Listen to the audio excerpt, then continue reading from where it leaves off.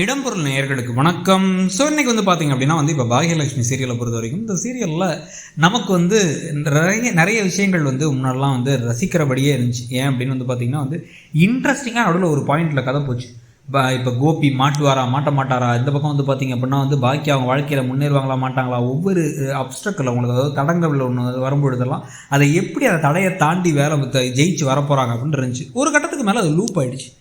எவ்வளோ பெரிய சமைக்கிற பிரச்சனை போட்டி சமைக்கிறத வச்சு இப்போ இந்த ரெஸ்டாரண்ட் பிரச்சனையாகட்டும், இல்லை இந்த எக்ஸிபிஷனை சமைக்கிறதாகட்டும், இல்லை அந்த எம்எல்ஏவுக்கு சமைக்கிறேன்னு சொல்லிட்டு போனதாகட்டும், அந்த மினிஸ்டருக்கு சமைக்கிறேன்னு போனதாகட்டும், இந்த மாதிரி பல விஷயங்கள் அந்த 5000 பேருக்கு அந்த பாண்டிச்சேரி எம்எல்ஏ அவருக்காக சமைக்க போகிறேன்னு போனதாகட்டும், எல்லாத்தையுமே ஒரு கட்டத்துக்கு மேலே அவங்க சமைக்க போவாங்க, அங்கே ஏதோ பிரச்சனை வரும், திருப்பி சமைச்சிட்டு வந்துருவாங்க. அப்படிங்கிற மாதிரி ஒரு வட்டத்துக்குள்ளேயே கதை சிக்கிற மாதிரி ஆயிடுச்சு. அதை மாற்றி அமைக்கிற மாதிரி தான் திடீர்னு என்ன பண்ணாங்க அப்படின்னா கதை ஒரே அந்த ரட்டுன்னு சொல்லுவாங்க, அதே இடத்துல சிக்கியிருக்கு, அதை வெளில கொண்டு வரணும்னு தான் புதுசாக 2 விஷயத்தை கொண்டு வந்தாங்க. அது என்னென்னு பார்த்தீங்கன்னா கணேஷ், கோஸ்ட் கணேஷ்னு ஒரு கேரக்டரை கொண்டு வந்தாங்க. அந்த கேரக்டர் கொண்டது யாருக்கும் பிடிக்கல, அந்த கேரக்டர் நடந்துக்கிட்டதும் யாருக்கும் பிடிக்கல. அமிர்தாவை போட்டு படாத பாடுபடுத்தி அந்த பிரச்சனைக்கு ஒரு முடிவு கொண்டாங்க.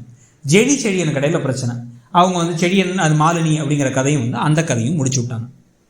அதுக்கு முன்னாடி இந்த கல்யாண ட்ராக்கெல்லாம் போய் ஓரளவுக்கு இன்ட்ரெஸ்டிங்காக போய்ட்டு, அதுக்கப்புறம் எங்கே போகுதுன்னே தசை தெரியாமல் போயிட்டு இருந்துச்சு.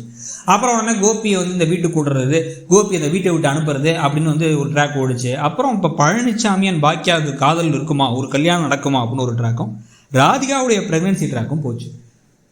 அதுக்கு பிறகு தான் இப்போ கோபி வீட்டை விட்டு வெளில போயாச்சு. அந்த ராதிகா ப்ரெக்னென்சி ட்ராக்கு பிறகு திருப்பி கதை கொஞ்சம் தொய்வடைஞ்சிச்சு அப்படிங்கிறது தான் உண்மை. அதை திருப்பி மாற்றி அமைக்கிற மாதிரி ஒரு ஹாஸ்பிட்டல் ட்ராக்லாம் எப்போயுமே கொஞ்சம் பரபரப்பாக போகும். இந்த மாதிரி ஹாஸ்பிட்டல் ட்ராக், கல்யாண ட்ராக், அந்த மாதிரி ட்ராக்குக்கெலாம் ஒரு இன்ட்ரெஸ்டிங்கான விஷயங்கள் இருக்குங்கிற மாதிரி இப்போ ஈஸ்வரிக்கு திடீர்னு அவங்களுக்கு பிபி ரொம்ப லோவாகிடுச்சு, உடம்பு ரொம்ப வீக் ஆகிடுச்சு. நான் பார்த்துக்கிறேன்னு கூப்பிட்டு போனவர் ஒழுங்காக பார்த்துக்கல, வீட்டில் சமாளித்து ஒரு மத்தியஸ்தம் பண்ணி இவன் இந்த பாருங்கள் எங்கள் அம்மாவை நீங்கள் தான் பார்த்துக்கணும் அப்படின்னோ, இல்லை அவங்கள்ட்ட அவங்க அம்மா கிட்ட அம்மா நீங்களும் கொஞ்சம் அட்ஜஸ்ட் பண்ணியிருக்கணும் அப்படிங்கிறத வாயை திறந்து எதையுமே தெளிவாக சொல்லவே இல்லை.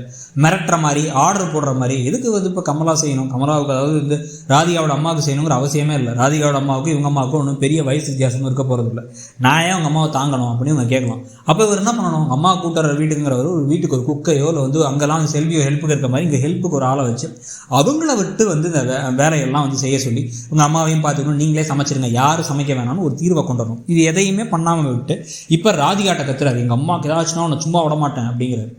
இதுக்கப்புறம் நீ பார்த்து கிழிச்சதெல்லாம் போதும், நாங்கள் கூப்பிட்டு போகிறோம் அப்படின்னு ராமமூர்த்தியாச்சும் சொல்லணும். நீ என் ஒய்ஃபை கூப்பிட்டு போய் நான் பார்த்துக்கிறேன்னு போயிட்டு உடம்பே கெடுத்து அவங்கள கொண்டு போய் ஹாஸ்பிட்டலே சேர்க்குற அளவுக்கு கொண்டு போயிட்டார். எப்பா சாமி நாங்களே போய் பார்த்துக்குறோம்பா அப்படின்னு கூப்பிட்டு போனால் பரவாயில்ல. அதையும் சொல்லாமல் என்னம்மா இவன் அப்படின்னு அவர் தனியாக ஏதோ கெஞ்சிக்கிட்டு இருக்காரு. கதை எதை நோக்கி போகுது அப்படிங்கிற மாதிரி திருப்பி நமக்கு அந்த கேள்வி வர ஆரம்பிக்குது.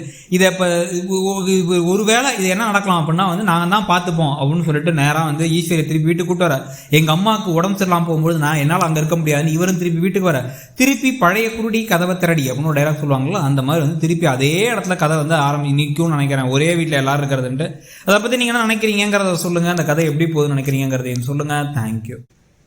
இடம்பொருள் நேயர்களுக்கு வணக்கம். ஸோ இன்றைக்கி பார்த்தீங்க அப்படின்னா இப்போ பாகியலட்சுமி சீரியலை பொறுத்த வரைக்கும் இந்த சீரியலில் நமக்கு நிறைய விஷயங்கள்